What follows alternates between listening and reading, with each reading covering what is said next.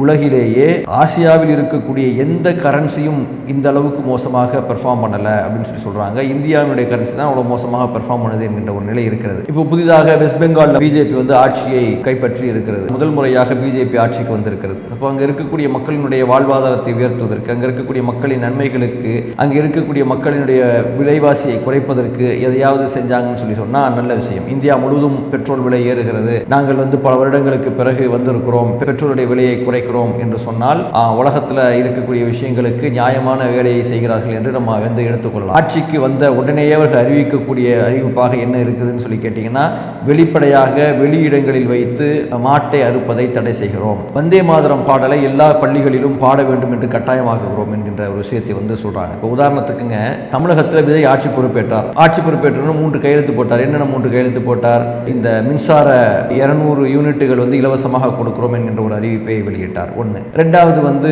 சிங்கப்பெண் திட்டம் என்று ஒன்றை கொண்டு வருவதாக அறிவித்தார். போதைப் பொருள் தடுப்பதற்கென்று தனிப்பிரிவுகள் ஆரம்பிக்கப்படும் என்று சொன்னார். இது மக்களுக்கு நன்மை தரக்கூடிய ஏதோ ஒன்றை செய்திருக்கிறார். அவங்களோட ஆட்சியில் நமக்கு முழுமையாக இன்னும் கவனிக்க வேண்டிய விஷயங்கள் இருந்தாலும், ஒரு ஆட்சி வந்த உடனே எதை செய்ய வேண்டும் என்று அவர்கள் நினைக்கிறாங்கன்னா, மக்களுக்கு பயன் தரக்கூடிய ஒன்றை செய்யணும் என்று நினைக்கிறார்கள். மதத்தை வைத்து அரசியல் செய்யக்கூடிய பிஜேபி அரசாங்கம் வெஸ்ட் பெங்கால் ஆட்சிக்கு வந்தவுடனே செஞ்சிருக்கக்கூடிய காரியங்களை பார்த்தால், வந்தே மாதரம் பாடலை நாங்கள் பாடவிருக்கிறோம்.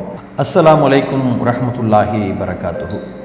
கண்ணியத்திற்குரிய சகோதரர்களே, சகோதரிகளே, உலகின் மிக பெரும் பொருளாதார நாடுகளாக இருக்கக்கூடிய அமெரிக்கா மற்றும் சைனாவினுடைய தலைவர்கள் சந்தித்து பேசியிருக்கிறார்கள்.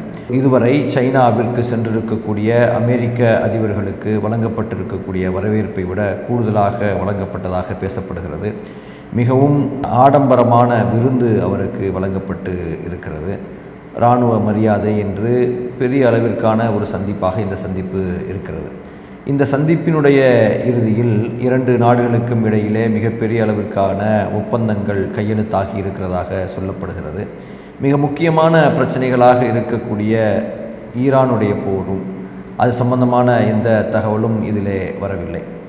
ஈரான் போரில் ஏதாவது ஒரு தீர்வு கிடைக்கும் என்கின்ற ஒரு சூழலை எதிர்பார்க்கக்கூடிய ஒரு நேரத்தில் அது சார்ந்த பெரிய விஷயங்கள் எதுவும் பேசப்படவில்லை.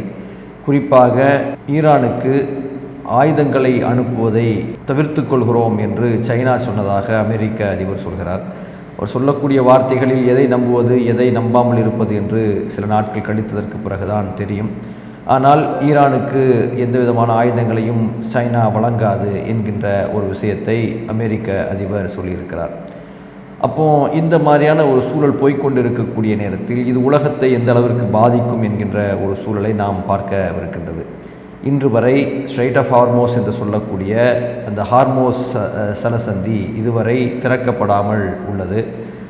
தேவையான கப்பல்கள் அனுமதிக்கப்படுகின்றன. பெரும்பான்மையான கப்பல்கள் தடுத்து நிறுத்தப்பட்டு இருக்கக்கூடிய நேரத்தில் உலகத்தினுடைய பொருளாதாரம் என்பது பெரிய அளவிற்கு பாதிக்கப்படக்கூடிய ஒரு சூழல் என்பது உருவாகி இருக்கிறது.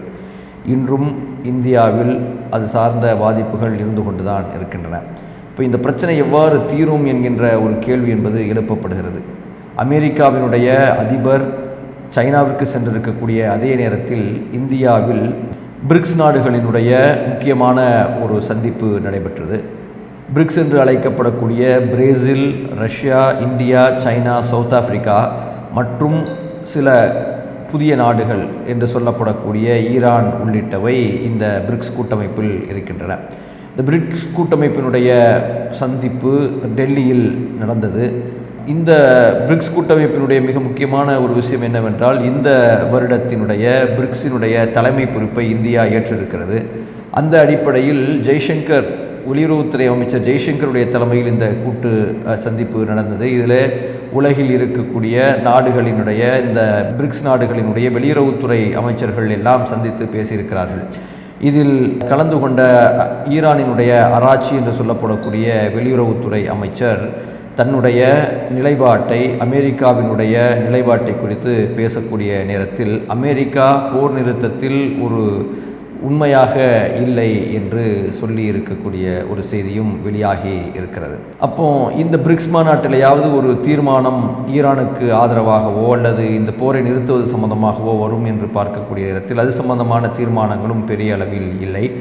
எல்லாவற்றிற்கும் மாறாக பிரிக்ஸ் கூட்டமைப்பில் ஒரு நாடாக அங்கம் வகிக்கக்கூடியதாக காத்திருக்கக்கூடிய ஈரானுக்கு ஆதரவாக தீர்மானம் வராமல் ஒரு மாறுபட்ட தீர்மானமே வந்திருக்கக்கூடிய காட்சிகளை நாம் பார்க்கிறோம். அப்போ இப்படிப்பட்ட ஒரு சூழல் என்பது கவலையளிக்கக்கூடிய ஒரு சூழலாக இருப்பதை நாம் பார்க்கின்றோம். இந்த போர் நிறுத்தப்பட்டால்தான் இந்த ஸ்ட்ரெய்ட் ஆஃப் ஹார்மோஸ் முழுமையாக திறக்கப்பட்டு அதன் வழியாக கப்பல்கள் தங்குதடை இல்லாமல் செல்ல ஆரம்பிக்கும் போதுதான் உலகத்தினுடைய பொருளாதாரம் என்பது சீராகக்கூடிய வாய்ப்பு இருக்கிறது.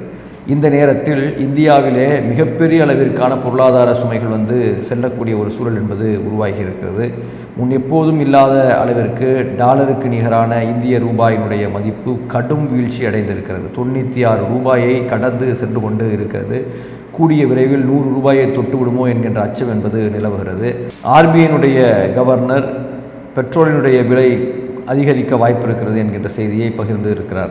அதைப் போலவே இன்று 3 ரூபாய்க்கும் அதிகமாக பெட்ரோல் விலை என்பது உயர்ந்திருக்கிறது. இன்று ஒரு தனியார் ஆய்வு நிறுவனம் வெளியிட்டிருக்கக்கூடிய அறிக்கையில் அந்த பெட்ரோலினுடைய விலை 20 ரூபாய் வரை அதிகரிக்க வாய்ப்பு இருக்கிறதாக சொல்லப்படுகிறது. 20 ரூபாய்னா எந்த நிலைமைன்னு சொல்லி பார்த்துங்க. எந்த அளவிற்கு பொருட்களுடைய விலை உயரும் என்பதை பார்த்து கொள்ளுங்கள். 1 ரூபாய் 2 ரூபாய்க்கு பெட்ரோலுடைய விலை உயர்வதே நமக்கு பெரிய நெருக்கடியை கொடுக்கக்கூடிய ஒரு நேரத்தில் 20 ரூபாய் வரையும் விலை உயர்வதற்கு வாய்ப்புகள் இருக்கின்றன என்கின்ற ஒரு செய்தியை ஒரு ஆய்வு நிறுவனம் வெளியிட்டிருக்கிறது. அப்போ இதை தடுப்பதற்கு என்ன நடவடிக்கைகள் இந்த இந்திய அரசாங்கம் எடுத்தது என்று பார்த்தால், இப்போது தான் அவர் என்ன சொல்கிறாருன்னு கேட்டிங்கன்னா, தனக்கு பின்னால் ஃபாலோ பண்ணிட்டு வரக்கூடிய பாதுகாப்பு வாகனங்களுடைய எண்ணிக்கையை பிரதமர் குறைச்சிக்கிட்டாராம். இதெல்லாம் ஒரு நடவடிக்கையா என்று கேட்கக்கூடிய ஒரு சூழல் என்பது வருகிறது. சிக்கன நடவடிக்கை என்று சொல்லி எல்லாரையும் வீட்டிலிருந்து ஒர்க் பண்ணுங்கள், ஒர்க் ஃப்ரம் ஹோம் என்கின்ற ஒரு ஆப்ஷனை கொடுக்கிறார். உரத்தட்டுப்பாடு வரக்கூடிய ஒரு சூழலில் எல்லாம் இயற்கை உரத்திற்கு மாறுங்கள் என்கின்ற ஒரு பேச்சு என்பது பேசப்படுகிறது. இப்படி அனாவசியமான வெளிநாட்டு பயணங்களை தவிர்த்து கொள்ளுங்கள் என்று பல விஷயங்களை பேசியிருக்கிறார். உங்களுடைய பலவீனமான உங்களுடைய கையாளாகாத தனத்தினுடைய ஆட்சியினுடைய காரணத்தினால் இங்கே நாம் மிகப்பெரிய ஒரு பாதிப்பை சந்தித்திருக்கிறோம். இப்போ இதை குறித்து பேசக்கூடிய நேரத்தில் சில சங்க பரிவார ஆதரவாளர்கள் என்ன சொல்லுவாங்கன்னு சொல்லி கேட்டிங்கன்னா, இந்த பிரச்சனை ஒன்றும் இந்தியாவுக்கு மட்டும் இல்லை, உலகம் முழுசும் இந்த பிரச்சனை இருக்குது, ஈரான் அமெரிக்காவினுடைய போரினால் தான் இந்த பிரச்சனை நடந்திருக்கிறது என்பதை குறித்து சொல்வார்கள். வழக்கமாக உலகத்தில் நடக்கக்கூடிய பிரச்சனைகளை காரணமாக காட்டி தப்பித்து கொள்ளக்கூடிய வழக்கம் என்பது கடந்த 10-12 ஆண்டுகளாக மோடியினுடைய அரசாங்கத்தில் இருக்கக்கூடிய ஒன்று. கொரோனாவை காரணம் காட்டினார்கள்.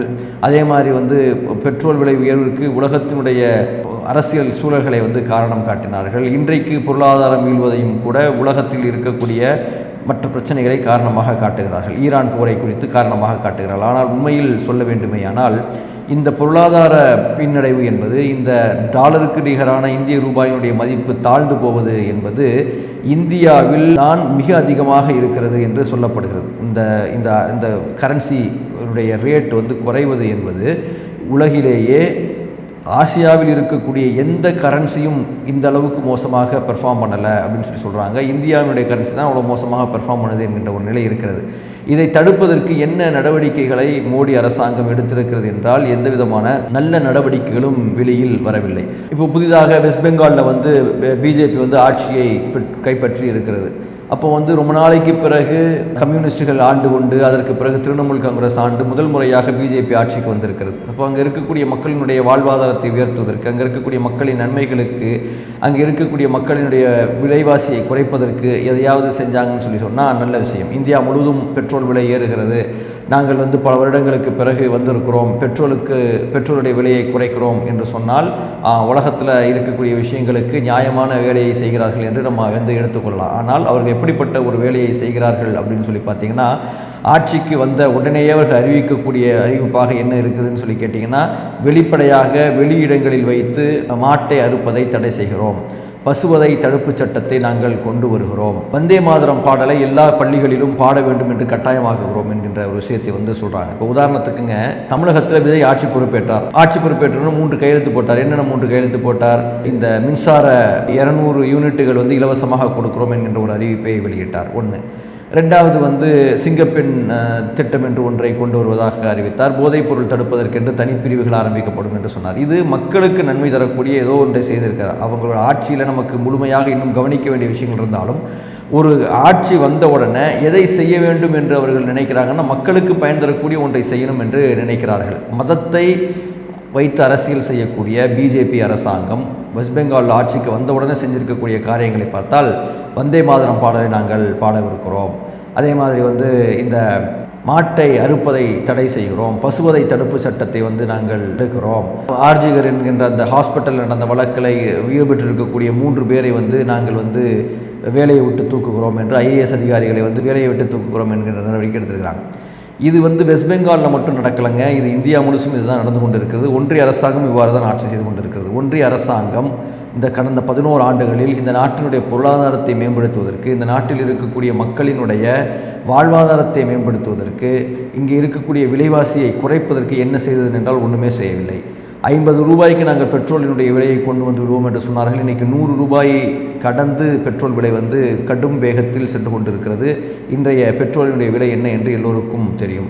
அதே மாதிரி நாங்கள் டாலருக்கு நிகரான இந்திய ரூபாயினுடைய மதிப்பு 50 ரூபாய்க்கு குறைச்சிருவோம்னு சொன்னாங்க. இன்றைக்கி 100 ரூபாயை தொட்டு இருக்கிறது. 91 ரூபாய் அது கிராஸ் பண்ணும்போது, சமீபத்தில் கிராஸ் பண்ணும்போது என்ன சொன்னாங்கன்னு கேட்டிங்கன்னா, அமெரிக்காவினுடைய டாலர் 1, இந்தியாவினுடைய மதிப்பு 91. அதாவது ஐஎஸ்டி கோடு நீங்கள் எடுத்துக்கிட்டிங்கன்னா யூஎஸ்க்கு 1, இந்தியாவுக்கு 91. முதல் தடவையாக அந்த மாதிரி ரீச் ஆகிடுச்சு அப்படின்னு சொல்லிட்டு மக்களினுடைய வலியை வேதனையை குறித்தெல்லாம் கவலைப்படாமல் விளையாட்டாக சங்க பரிவாரங்கள் செய்திகளை வெளியிட்டு கொண்டிருந்தார்கள். இன்றைக்கி அந்த 91 ரூபாயும் தாண்டி 96 ரூபாய்க்கு போயிடுச்சு. 100 ரூபாயை தொட்டு விடுமோ என்கின்ற ஒரு சூழல் என்பது இருக்கிறது. இப்படிப்பட்ட நிலையில் நாம் இருந்து கொண்டிருக்கிறோம். ஈரானுக்கு நிகரான அந்த போர், ஈரானுக்கும் அமெரிக்காவுக்கும் இடையிலான போர் நிற்பது போன்றும் தெரியவில்லை. பெட்ரோலினுடைய வரத்துகள் அதிகரிப்பது போன்றும் தெரியவில்லை. கேஸினுடைய விலை என்ன ஆகப் போகிறதோ என்கின்ற அச்சம் இன்னும் இருந்து கொண்டு தான் இருக்கிறது. உரத்தட்டுப்பாடு என்பது வரக்கூடிய ஒரு சூழல் தான் இன்னும் இருந்து கொண்டு இருக்கிறது. 1 கப்பல் 2 கப்பல் என்று சிரமங்களுக்கு இடையில் சேர்ந்து கொண்டிருக்கின்றன. இடையிலே இந்தியாவினுடைய ஒரு கப்பல் ஈரானால் தாக்கப்பட்டும் இருக்கிறது. அதற்கு இந்தியா கண்டனமும் தெரிவித்திருக்கிறது. இப்படிப்பட்ட ஒரு சூழலில் இந்தியாவில் இருக்கக்கூடிய மக்களினுடைய வாழ்வாதாரத்தை உயர்த்துவதற்கு உண்டான வேலையை மோடி அரசாங்கம் செய்ய வேண்டும். வெறும் வீண் பேச்சுக்களை பேசிக்கொண்டு அடுத்தடுத்த தேர்தல்களில் வெற்றி பெறுவதை மட்டுமே இலக்காக கொண்டு இயங்கிக் கொண்டிருக்கக்கூடிய பிஜேபி மக்களினுடைய வாழ்வாதாரத்தை உயர்த்துவதற்கு ஏதாவது ஒரு காரியத்தை செய்ய வேண்டும் என்பதை கருத்தாக நாம் சொல்லி இந்த நிகழ்ச்சியை முடித்துக் கொள்கிறோம். வாஹிர் துபானா அல்ஹம்துலில்லாஹ். அஸ்ஸலாமு அலைக்கும் வரஹ்மத்துல்லாஹ். அல்லாஹு அக்பர், அல்லாஹு அக்பர்.